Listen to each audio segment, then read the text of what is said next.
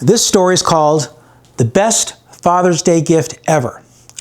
This is a story about my daughter McKenna, who's my youngest daughter. McKenna is very, very bright, just like my other two daughters, very bright. But McKenna has a little something special going on. When she was in pre-K, when she was 4 years old, I would drive her to pre-K, drop her off, and then pick her up and bring her home at night because it was on my way to my office building. So I dropped her off at pre-K, went to my office, worked, 5 o'clock, came back, picked her up, and drove her home. So we spent a lot of time in the car together, just me and her. She's 4 years old. One day, we're in the car, and she's sitting behind me. She's holding something in her hand, like a cup or something in her, something that she got from school in her hand. And she says to me, she says, "Dad, do you know how to wash a cup when you don't have a sponge?" That's what she said. "Do you know how to wash a cup when you don't have a sponge?"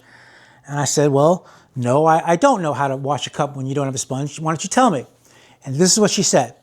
She said, "You take the cup, you put a little bit of water in it, and then you put some soap in it, and then you put a lid on it, and you shake it up, and then you rinse it out, and you pour it out."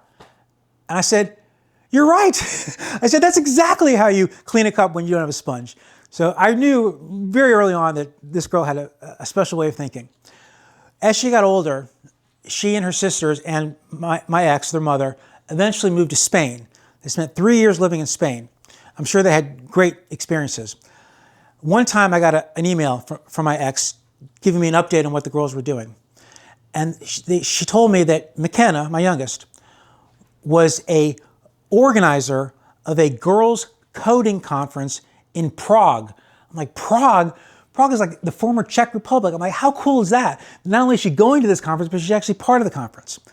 One quick story about McKenna, and then I'll tell you about my best Father's Day gift ever. Before she was born, her name was going to be Graham, Graham, like graham cracker. This was based on a woman that I knew many years earlier. Her name was Graham McKinley, and she was a direct descendant of William McKinley, who was the president of the United States. And her name was Graham McKinley because she was, like I said, she's a direct descendant of this guy, William McKinley. So I like the name Graham. That's where I got it. And I suggested to Sharon that we name her Graham. The other two, the first one was named Dylan, after Bob Dylan. The second one was Presley, after Elvis Presley. We ran out of rock stars, so I thought Graham, maybe Graham Nash, would be the new one. And Sharon liked it. She agreed to call her Graham. Here's the problem. Sharon was from New York, from Brooklyn to be specific. She had somewhat of a New York accent. But here's the problem.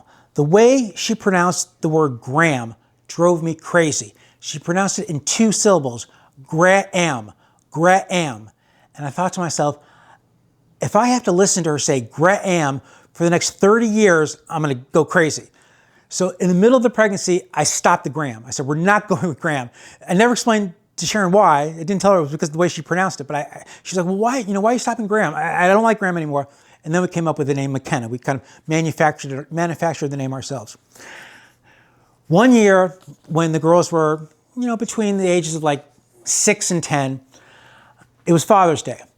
And I told my 3 daughters, I insisted that they make me a handmade Father's Day card, each one of them. And they all, moaned and complained about it. And I said, no, you have to do it. It's required. Get your glue, get your construction paper, get your colored pencils, get your magic markers, get your scissors, whatever you need, make me a Father's Day card. And they did. And I'm telling you, these Father's Day cards were the best thing I've ever seen in my life. I wish I had them today. One example, Presley, my middle child, she took black construction paper, folded it in half. And when you open it up, she had taken a white crayon and drawn like a semicircle to represent the surface of the moon and put like craters on it and stars in the sky. And she had drawn a picture of me and Presley, holding hands, standing on the surface of the moon. It was so beautiful, I couldn't believe it. And the things they said, Dad, I love you, you're the greatest dad, all stuff that they never said to me before was expressed in these cards. So I recommend anyone who has children at home, next time it's Father's Day or Mother's Day, you insist that they make you a handmade card and you'll love it forever. But that's not what this story is about. This was a story that happened when she was 4, McKenna was 4. It was Father's Day. I was in my bedroom in the morning doing whatever I was doing. McKenna, at age 4, comes running into the bedroom and she says, Dad, here's your Father's Day gift. Okay, she wasn't holding anything or anything. She goes, Dad, here's your Father's Day gift. She turned around like this and farted. She farted and she ran out of the room laughing maniacally. Out of the room. And I said to myself, that was the best Father's Day gift I ever got. And that's the story of the best Father's Day gift ever. Don't forget to read my book, Broccoli Time by Dante Allen, available now on Amazon Books.